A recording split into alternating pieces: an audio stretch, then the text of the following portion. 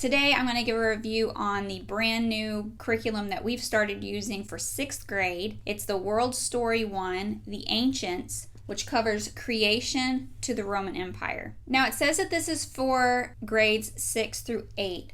I find it really depends on the child. My 6th grader is 11. He has already done some world history on top of a lot of biblical history. So this I thought would really bring the biblical history and the world history kind of together for him and give him a foundation of the forming years of the world from creation to the Roman Empire. There are not any tests with this curriculum. It's more review sheets. As you progress through the book, you'll have review sheets. It'll kind of help you to know what portion of the curriculum that your child is really picking up or what parts they might be struggling on. So if you like tests and quizzes, this curriculum probably may not work for you, but for us, this actually has really worked well. I feel like he picks up the concepts better. It isn't just learning to take a test or a quiz, it's actually learning to review and to actually take that time to put in that information and go over it together.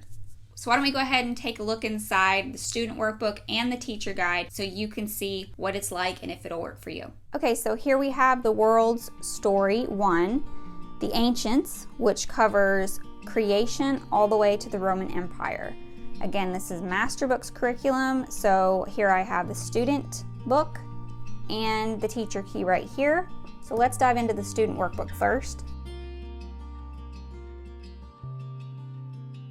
Obviously, it's starting with creation, so it's going back to the biblical viewpoint of in the beginning here. Then it goes on to Adam and Eve and the flood. It gives some really good maps here, which kind of tell you about how things were back during that time.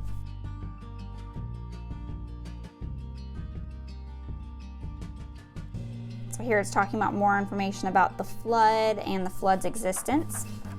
It's a little bit in there about the Ark encounter, which we have yet to go to, but I definitely hope to one day.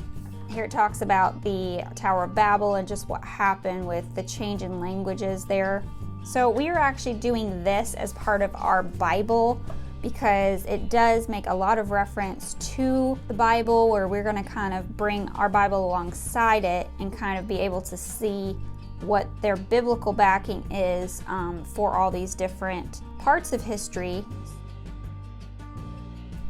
So obviously it's talking a lot about Egypt and the things that are there. Then it goes into Abraham, the story of Abraham.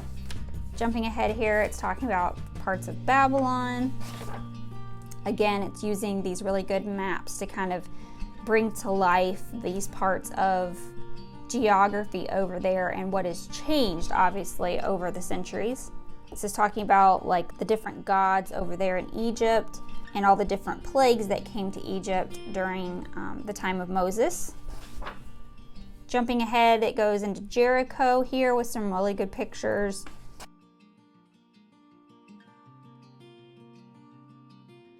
This is where it goes into China, ancient China, so how civilization would have been at that time in that part of the world.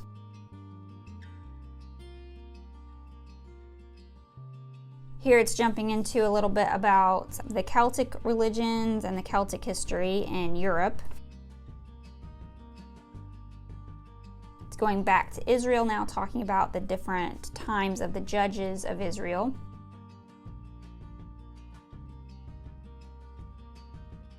Again, now going into the kings of Israel right here. So again, it's following basically the timeline of the Bible.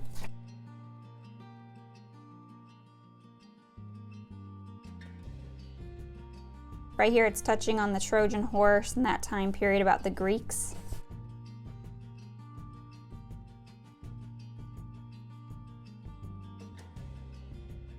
Here we're going into Daniel, exciting time to learn about.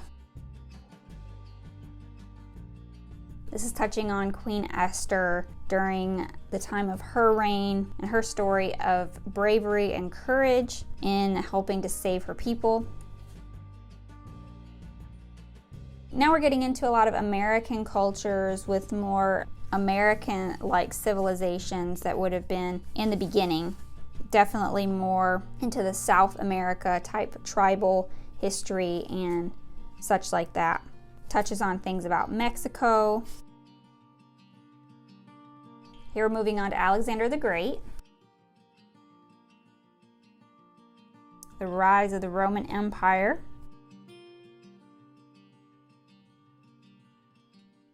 Now we're moving into more of the ancient Rome. So we're coming towards the end of the book here.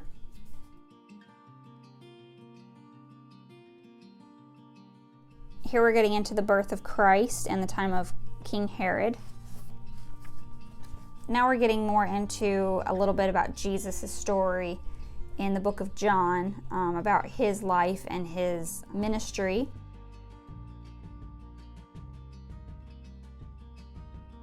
Again, here it shows a really good map of the ministry of Jesus. Here it talks about the miracles of Christ. This is the New Testament Jerusalem, so it definitely would be a map that would show a lot more of what would have happened probably after Christ, how things would have changed. This touches on Nero and the persecution of Christians. Here it's touching on Constantinople and obviously the progression of changes in Rome. Here it's bringing up Paul the Apostle and his journey to Tarsus. And this is basically where it ends, is Paul's journey to the Roman Empire and his ministry there. Now, this is your teacher guide. Again, it's 6th through 8th grade. So my son is in 6th grade. We've done a lot of other American history and a touch of world history, so I feel like this he could connect to more because he has had a little bit of basis with that. Again, like other master books, they give you the basics, the reading assignments. It talks to you about objectives and supply lists for needed items for projects. It does give you the choice to do a timeline, which is super nice, and other good activity sheets as well.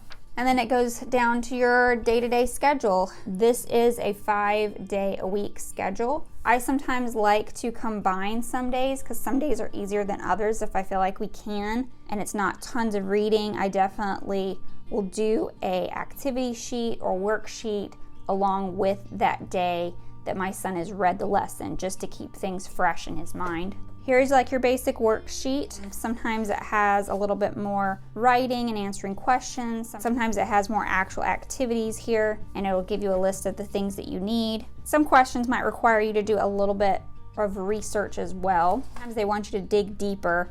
Again, it's optional. You don't have to do those extra things, but definitely if you're wanting to challenge your child more or do it together with them, the optional parts are definitely very helpful to get a full experience with these books.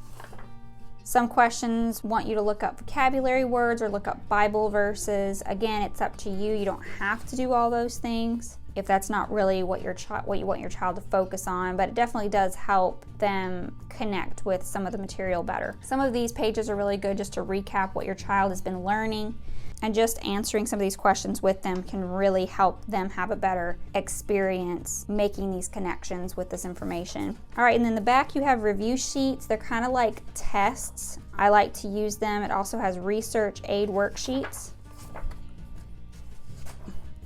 There's things for you to construct a very large Nebuchadnezzar statue.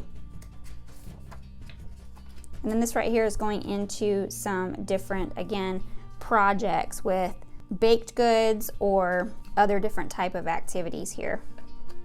And then here in the back you have your answer key.